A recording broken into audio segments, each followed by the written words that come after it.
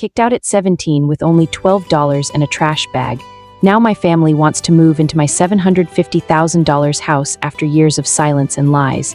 I was 17 when my father told me I wasn't cut out for success. It wasn't said in anger, no, he spoke it calmly as if he were doing me a kindness. Like the sooner I accepted my role in the family, the smoother life would be for everyone. "You're the extra one," he said, eyes still fixed on his newspaper. "Your brother is the main event, you're just unnecessary." That single moment etched something deep inside me. From then on, I always felt like a side character in someone else's life. My older brother Nathan was the shining star, the top athlete, straight-A student, and the clear favorite. He got the bedroom overlooking the lake, a brand new car the day he turned 16, and a father who called him champ even when he failed. Me.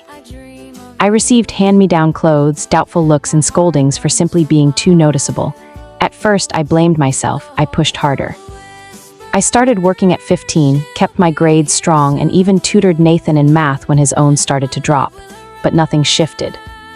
My mother labeled me lazy when I slept late on Sundays after closing the diner shift. My father claimed I lacked drive when I talked about culinary school instead of university, and Nathan. He just smirked every time they criticized me, quietly savoring each jab. Things reached a breaking point the summer before my senior year. Nathan crashed his car after a party, completely destroyed it while driving drunk. I was the one who discovered him sobbing in the garage, blood on his forehead, pleading with me not to tell our parents. I stayed quiet. I told him I would take the fall. I claimed I had taken the car without permission, panicked, and fled. I hoped this would finally earn me some respect. Maybe they would see I was capable of loyalty and family protection. Instead, they threw me out. My father didn't even raise his voice. He simply pointed at the door and said, "Gather your belongings. You've shamed this family long enough." That night I slept in a bus shelter just 2 blocks away.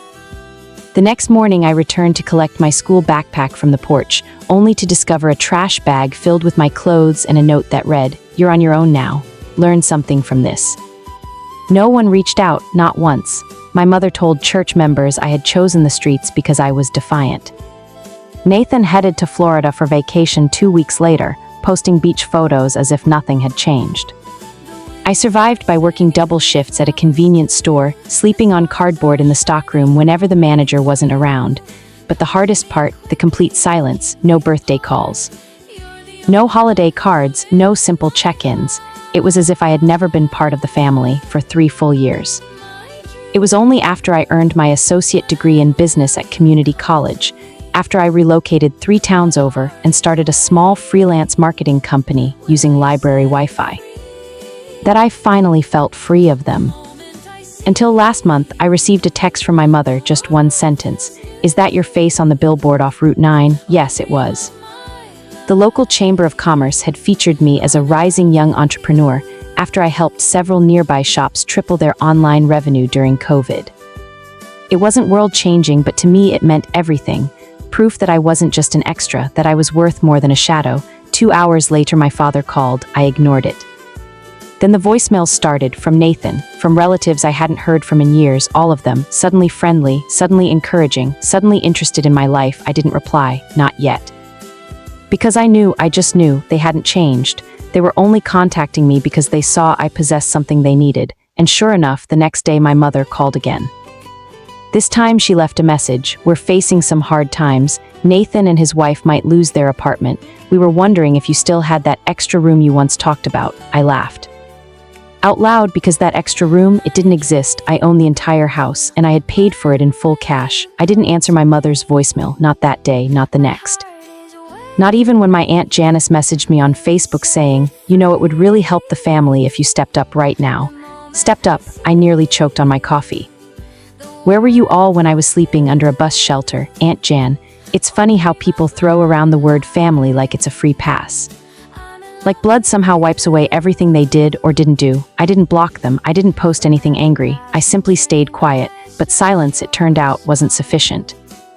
The following week, I returned home from a client meeting and spotted a familiar car parked across the street from my house, a silver Honda Civic, the same one my parents used to drive. I stared at it for several minutes before pulling into the driveway. There was no mistaking it.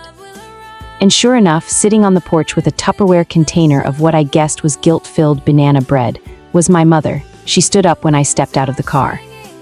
"Oh my God, you look wonderful," she said, arms already opening. I didn't hug her. I just looked at her like a stranger because that's exactly what she had become.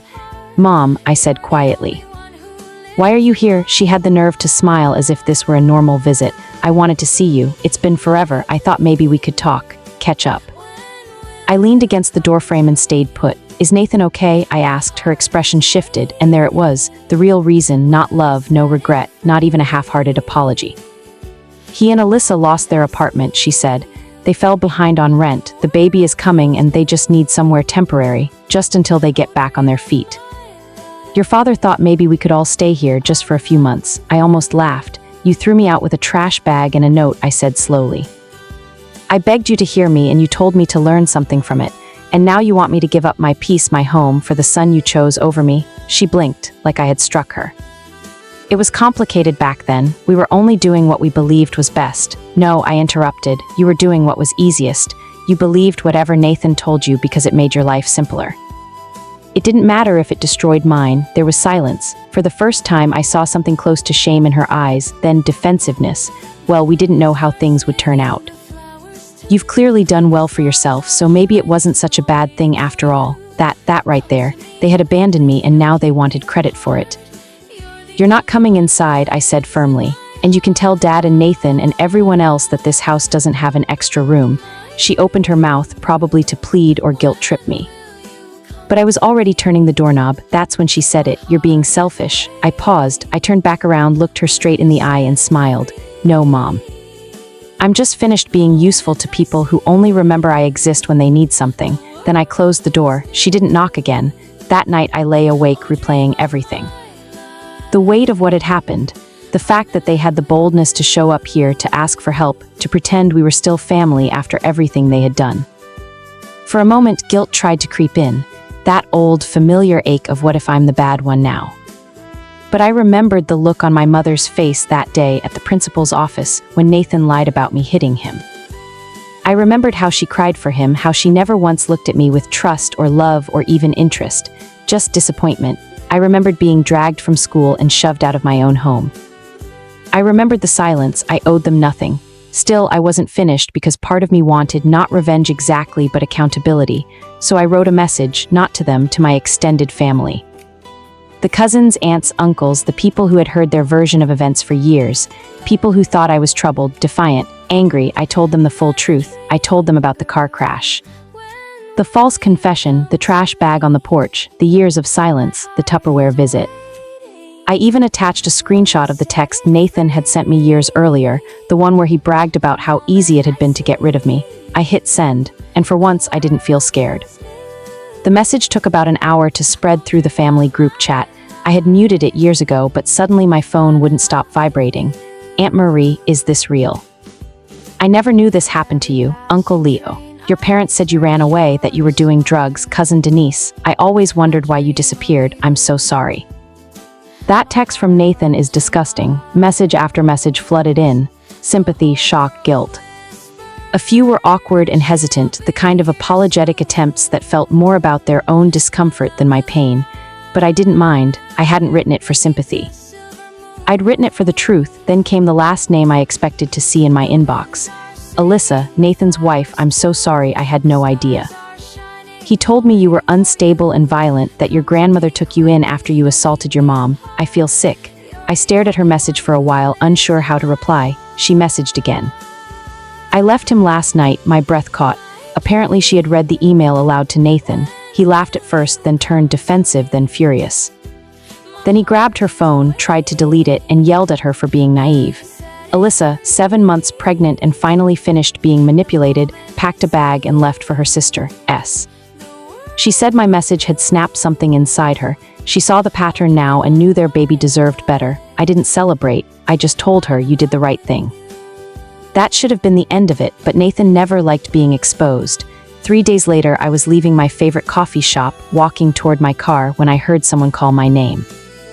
I turned and saw him standing there, Nathan. He looked like a faded version of who he once was, unshaven, eyes hollow. Wearing the same varsity jacket from high school, as if he were still holding on to the last time anyone thought he mattered. "You think you're better than me now?" He sneered. I didn't answer. He stepped closer, too close. You always played the victim. Even now what? You want everyone to pity you. You think anyone cares about your sob story? I could smell the cheap beer on his breath. You lied, I said, calm, quiet. Yeah, he laughed, bitter and sharp. So what? You survived, didn't you? You've got your big house and your little billboard, so stop crying. There was so much I wanted to say. I wanted to shout. I wanted to list every night I cried myself to sleep, every birthday I spent alone, every time I doubted my worth because of him. But I didn't. Because he wanted a confrontation, so I stepped around him, opened my car door and said just one thing. You lied, I thrived, and now you have to live with that. I left him standing in the parking lot. That night I had dinner with my grandmother. She was the only one who never needed proof. I told her everything about the email, the messages, even the encounter with Nathan. She listened, hands folded neatly in her lap, nodding only occasionally. When I finished, she reached across the table and held my hand. You did good, she said. That was all I needed. A week later, I received a certified letter from my parents' lawyer. Apparently, they were considering a defamation lawsuit over my email to the family. I laughed, loudly, my own lawyer. Yes. I had finally hired one, told me to relax. Their claims were baseless, empty threats. The attached evidence alone, especially Nathan's own written admission, would destroy them. I never heard back from their lawyer. They went silent again. I guess when you stop being useful, you vanish. That's when I decided to do something I hadn't done in years. I framed the note they had left on my trash bag that night. You're on your own now. Learn something from this. It hangs in my office now, right next to my Chamber of Commerce award. Some people frame their diplomas. I framed a warning and turned it into a promise. Spare, that's what he called me, just a spare, a ghost in the family photo, a seat left empty at dinners.